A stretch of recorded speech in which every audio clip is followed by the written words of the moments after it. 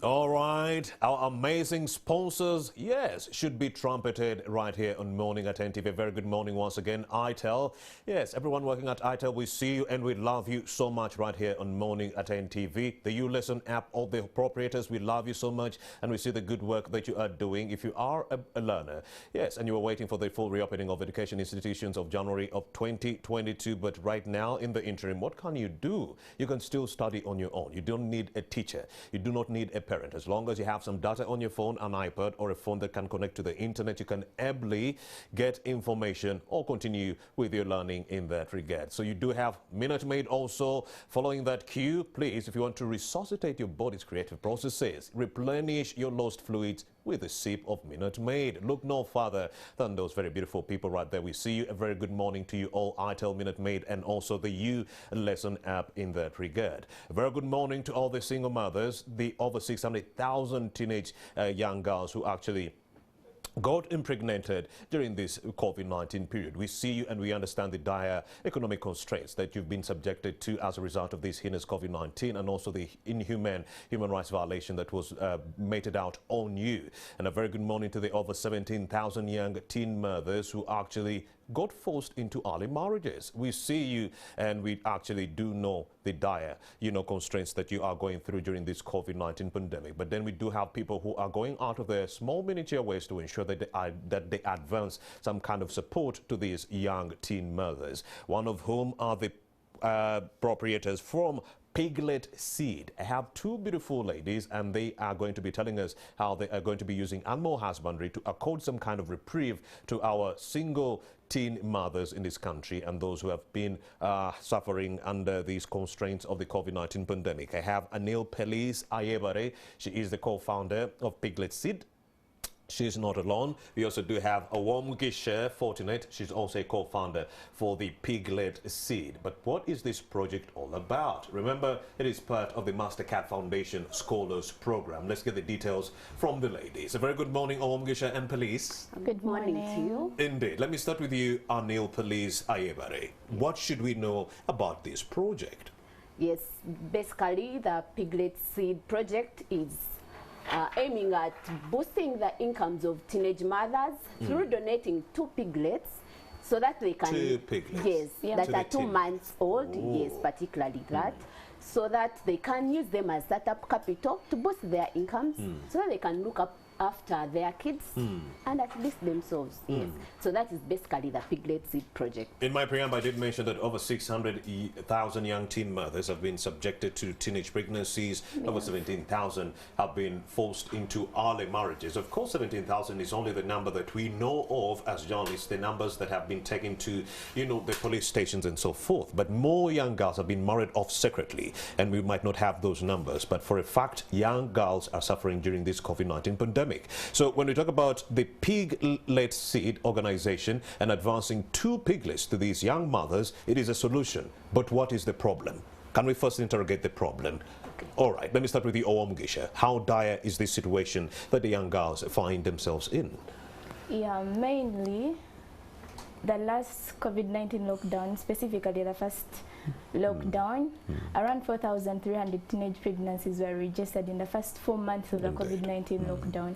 And more so, the area that we are planning to deal with, that is the Sinjoro district, it recorded at around 3,000 teenage pregnancies, which was really a very big number for us to register.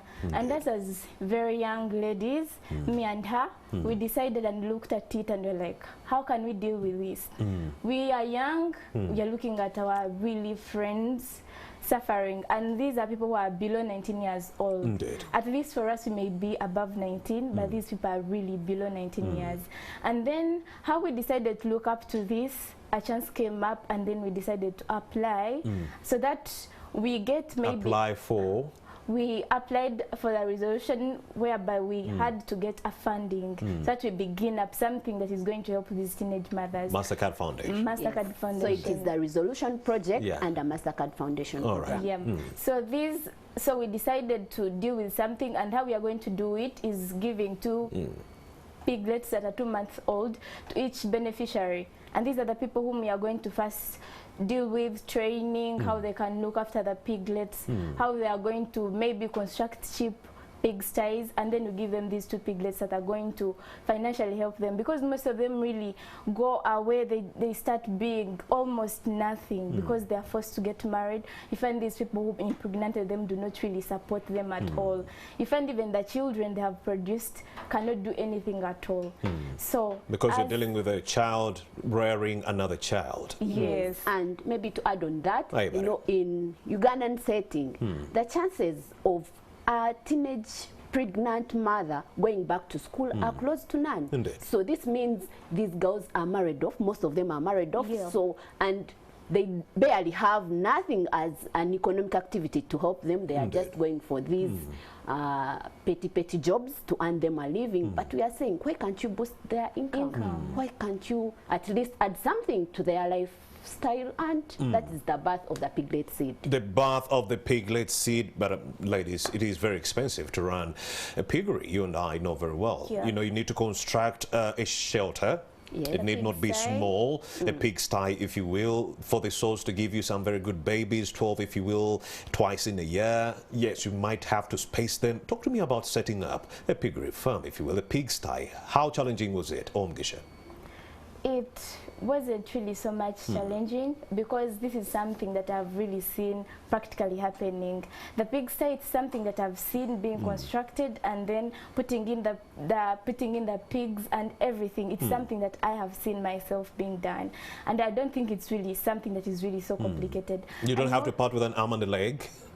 Come again? Like, you don't really have to part with an arm and a leg. It's not so expensive. It is really not so expensive, because we are planning to maximally maybe construct a pigsty that is around 5 million, because we are planning to raise 20 old pigs, where we expect them to produce. Remember, the gestation period of a pig is 3 months, 3 weeks, and then 3 days.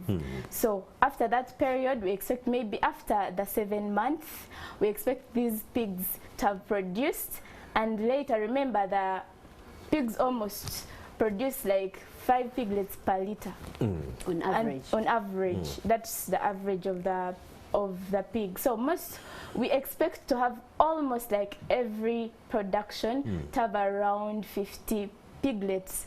And then we are going to identify, using a benchmark, people in the young ladies in villages. We are going to identify those young ladies, and we give them 2 piglets per lady, so that after rearing them, and then they also produce, they return back 2 piglets to us, so that we sustain a little bit of our project, so that it lasts for some really good time. And of course, but it would be understandable how you are executing this as piglet seed. I mean, you have your 5 million Uganda shillings, you received some 5,000 from MasterCard Foundation. That's around 15 to 16 million Uganda shillings. So you can subtract some 5 million, start up a shelter or a pigsty for these animals. But what about the teen young mother you are trying to target? When this animal is now of age and it's also producing, they are increasing in number, this person has to come up with a shelter. Have you figured out how you're going to be helping these individuals financially? Oh, yes. And first of all, we have to sign a memorandum of understanding with these teenage mothers. Otherwise, you can give someone a piglet and they disappear. Indeed. So we have all that in plan. So after like signing this memorandum of understanding, then they are under our care. So we are giving them, we are teaching them how to construct these affordable pigsties. And the fact that the piglets are easy to rear, because they can feed on these. Almost yeah. And indeed, these teen mothers are watching but take them through the step-by-step process of how to raise or breed pigs. Yes. First of all, once you have your, let's start with a mature pig. So it produces, as my colleague had already said, on average 5 piglets, but some can go over like to 12. I had 12, yes. Yes, 12. So That is after twice in a year. yeah, That is and 24 piglets. 24 piglets. So we are saying, after producing, can we, as we are constructing this affordable pigsty, can we provide for them services? So these veterinary services especially, because they have listy knowledge about how to prepare, to rear them. So we are saying, why can't we also get veterinary services from veterinary doctors, so that they will help us in case of anything, so that once we monitor them process, I don't want to say process by process, but gradually, so that at least once they reach at a stage when they are able to to take, they need less, should I say, least support from us, yes, then they can go on and take care of them. But then the project model is in such a way that once they produce, they bring back 2 piglets to us. So these 2 piglets that they bring back will be used to be given to another beneficiary. I see. Yes. So you give them 2 piglets, they raise those piglets. If they give birth to other piglets in the event that they've grown up, they have to donate 2 more to piglet seed. Yes. Like how you did, like the same you did for them. Exactly. And then you donate the 2 to other teen others, mothers. yes. How is that going to work, Owamgisha? Because we're talking about a burgeoning number of teen mothers who are being subjected to these teen pregnancies. We're talking about over 600,000 of our young teens actually subjected or being impregnated during this COVID-19 lockdown. How are you going to be able to handle all these mammoth crowds of teens?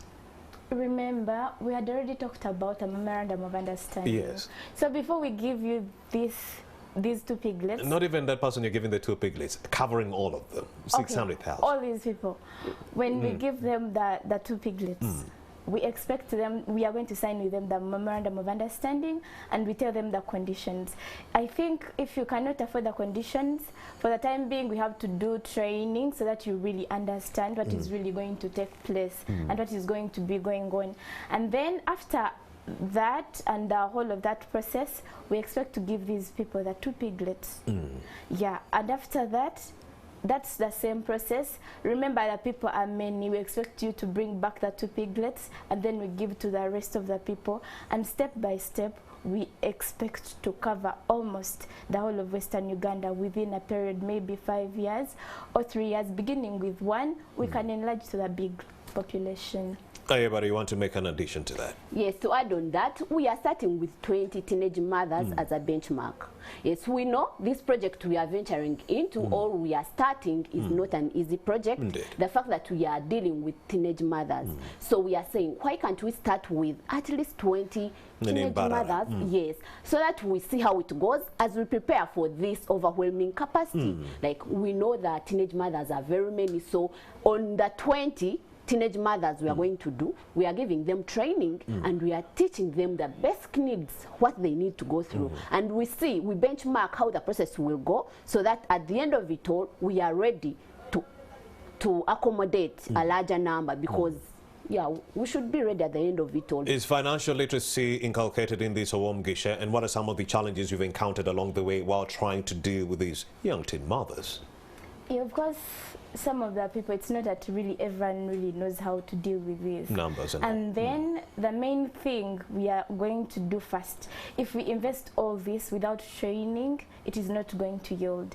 The main thing we are dealing with, that we are supposed to do first and we are hoping to do first, it is training. Give them knowledge. Giving them knowledge. Because if you do it, I'm telling you, this is Uganda. Someone can slaughter it, and then even if you start arresting them, it will not help.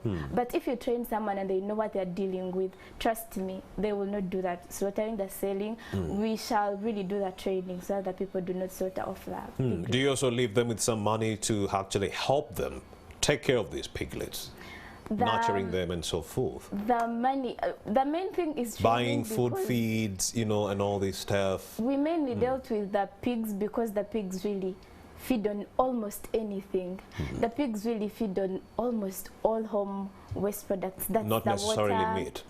That's the water, the waste food. Leftovers, yes. Leftovers, yeah. So these pigs, almost these mothers, yeah, they may not really have a lot to have leftovers, but most probably they're going to have that food that even if after eating, they can just give to the pigs without buying all that much food to give to the pigs. Well, according to the research that has been mounted by Morning at NTV, ladies, we also do know that pork accounts for 30% of all the meat products that are being sold or consumed all over the world. But according to your own investigations or research, why did you choose to be handing out piglets in that regard? As you've already said, pork is pork. Indeed. So, yeah, we are looking at something that is that has a high rate on investment, high return on investment. Indeed. So what we are looking at, the piglet, if it can produce, for example, 5 piglets and like within a year, it can produce twice. So that means 24. Yeah, those are 24, for example. So 24 are coming back. Growing, it is easy to rear these piglets. So after growing, where will these pigs go? You know, pork is pork, as I had already said. So the market, we are trying to also get partnerships with these big hotels. We also get partnerships with these city abattoirs, so that we can get clearly where our market will be and our target market, so that we don't overflood pigs everywhere. Once the pigs are old enough, so we know where to sell them, and people can enjoy pork. Yes. If resources allowed, would you extend the project beyond Mbarara?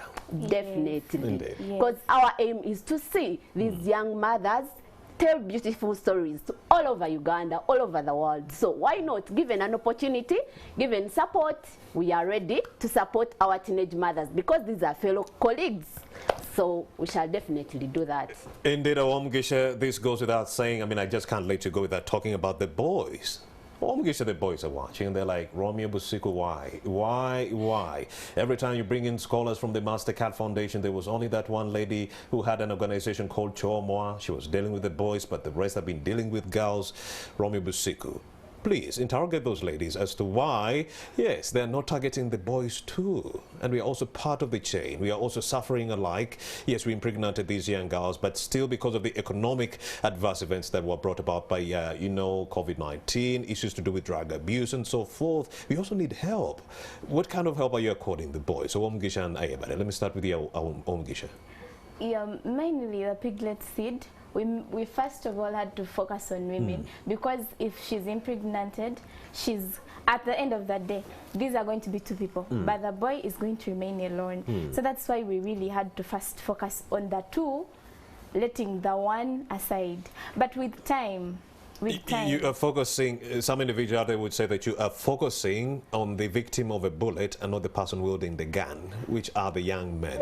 Yeah. You see, there is a way men, I don't want to say they are advantageous. They take, you know, once, let's say a boy impregnates a lady, a boy walks away, but a lady carries this evidence. So she's the one to suffer most. So you're targeting the person raising the child? Yes. I see. So the boy, for example, can go on and do any other thing. Because, yeah, I know people have complained that we are looking at teenage mothers, we are looking at ladies, but boys, you people always impregnate our fellow colleagues and run away. Indeed. Yeah. So why shouldn't we also side with our fellow colleagues? Let's talk about the factors leading these young boys, you know, or forcing them to impregnate these young girls. Poverty, the fact that they are idle. An idle mind is the devil's workshop. So we believe if you could actually involve them in these projects, you keep them busy. You help them aid the young women or the young teen mothers. You absorb them into these projects so that they are not idle and going about, you know, impregnating other unsuspecting girls. Don't you think this is a good idea, Gisha? Yeah, I really think it's really a good idea, because really, if we focus on only ladies, the men are going to go on doing what we are really trying to solve. And I think with that, the only way we can do it during trainings, if possible, we have to advocate for men to be around, because if you really show them that, yeah, you did a mistake, but it can be. And I'm atoning for my sins. Yes. Gisha, what advice would you give to other young people who are seeking to find or create work? The only advice mainly that I can give you is put your mind and hands at work. Indeed.